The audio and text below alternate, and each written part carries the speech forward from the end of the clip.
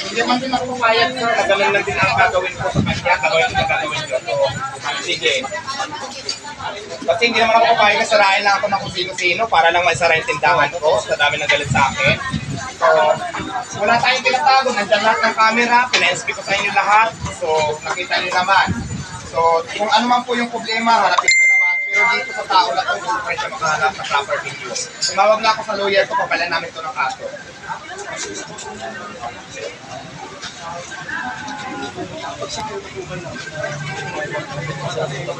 Yes, lahat po ng kailangan po ni City Hall ng Pasay.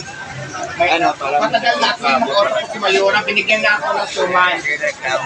Yes, dapat lang yung umas. Ang nangyari, nasa City Hall po nakasindi lahat. Pero lahat po ng kailangan nila yung para sa akin dito, yung mga hinihingi na requirements, nabigay ko na.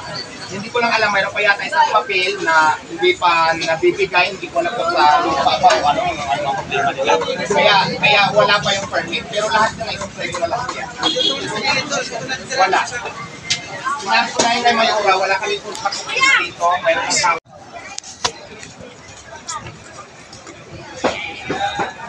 Ang black na tayo.